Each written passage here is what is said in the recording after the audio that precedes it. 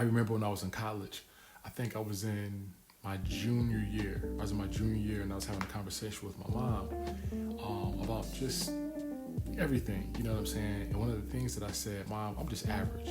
Like, I'm just average. You're just gonna have to settle for the reality that, you know, your son is average. And I had convinced myself that this was true, right?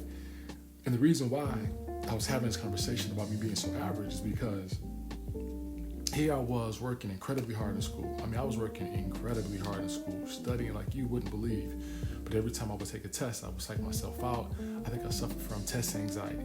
And I would freak myself out and I would test poorly. So here I am, I'm staying up late. I'm not going out like that. You know what I'm saying? I have my fun, but when I'm not having fun, I'm studying. And I mean, my notebooks would be flooded with, you know, the same notes written over and over and over and over and over again. I mean, I remember I used to tutor for two classes. I tutored for statistics and I tutored for a Bible course of some sort.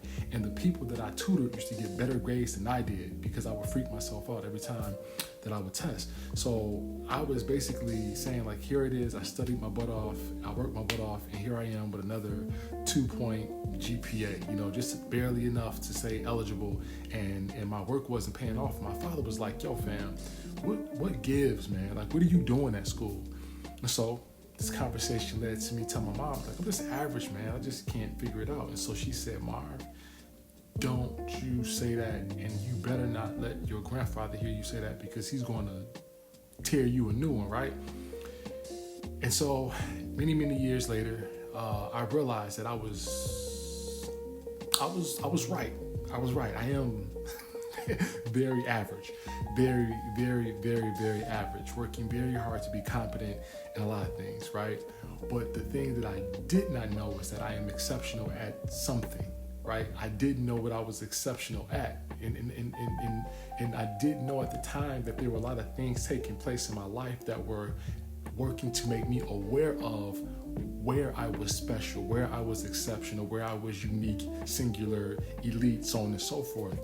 And so I didn't realize that playing in front of crowds would help me in the long run. I didn't realize that, watching my father preach would help me out in the long run. I didn't realize that having people in my life that were entrepreneurs, people in my family that were entrepreneurs, I didn't realize that would help me out in the long run. You know what I'm saying? And I can think of countless other situations and things that I did in college where I was basically presenting. I was taking my ideas and giving them and sharing them and having to not necessarily perform, but definitely present and having to work on these or exercise interpersonal skills as well as intrapersonal skills and so on and so forth. And here it is now. This is what I do. I talk about purpose, but a lot of it is presenting the information, right?